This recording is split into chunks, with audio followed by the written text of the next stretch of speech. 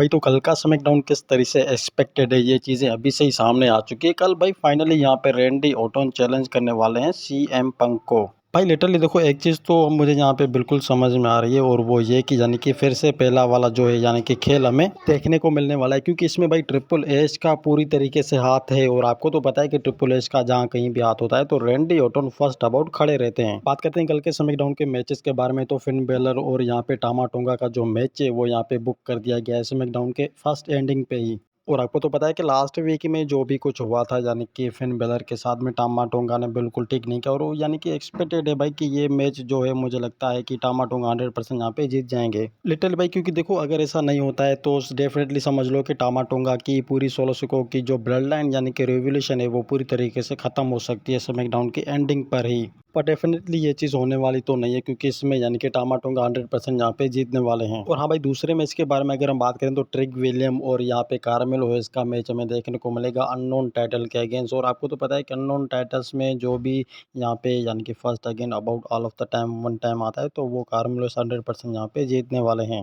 भाई कल लिटरली देखो, ये चीज़ डेफिनेटली होने वाली है, क्योंकि कार्मेलो इस यानी कि टाइटल के अगेंस्ट में होने वाले हैं। और भाई कल हमें यानी कि पहला मैच हमें देखने को मिलेगा और यहाँ पे ट्रिक विलियम और कार्मेलोस का। और अगर हम बात करें यहाँ पे कार्मेलोस के जीतने की, तो मुझे लगता है कि फर्स्ट अबाउट यानी कि वो समर स्लैम में अपनी मैच भी देने वाले होंगे। अब बात करते हैं सीएम पंक के बारे में, तो देखो भाई कल यानी कि स्मैकडाउन में सीएम पंक को जो है वो पूरी तरीके से बुक कर लिया गया है, यानी कि जिस तरीके से रोमन रेंज को बुक कर देते हैं लोग। और हाँ भाई, आप क्या सोच रहे हो मैं अच्छी तरीके से जानता हूँ, क्योंकि देखो मुझे लगता है कि अनडिस्प्यूटेड डब्ल्यूडब्ल्यू चैंपियनशिप तो अब यहाँ पे एक बंदे के पास तो रहने वाली में से है नहीं, क्योंकि ऑल ऑफ द टाइम यानी कि ग्रेटेस्ट जो चैंपियनशिप है यानी कि अनडिस्प्यूटेड का, वो मुझे लगता है कि रोमन रेंस नहीं बल्कि कोडी रोज हैं। और वो ऐसा इसीलिए भाई क्योंकि देखो, कल भी यहाँ पे हमें स्मैकडाउन में जो है सीएम पंक और कोडी रोज का हमें ट्रिब्यूट हमें देखने को मिलेगा। हमें कॉन्ट्रैक्ट साइनिंग भी हमें अगेन हमें देखने को मिलने वाला है आगे यानी कि चल के। कल भाई डेफिनेटली यानी कि देखो, कोडी रोज जो है वो यहाँ पे चैलेंज करने के लिए आ सकते हैं सीएम पंक को। और अगर इसमें कोई तीसरा बंदा होगा तो वो होगा रैंडी ऑर्टन। भाई कल देखो स्मैकडाउन में लिटरली भाई देखो, रैंडी ऑर्टन यहाँ पे तीसरे यानी कि ओपोनेंट हो सकते हैं अनडिस्प्यूटेड डब्ल्यूडब्ल्यू चैंपियनशिप के अगेन। और आपको तो पता है कि लास्ट टाइम में जो भी कुछ हुआ था यानी कि कोडी रोज और यहाँ पे रैंडी ऑर्टन के बीच में, और मुझे अब ऐसा भी लगने लगा है कि हमें वही वाली यानी कि फिर से वो सीरीज हमें देखने को मिलने वाली है कल के स्मैकडाउन में।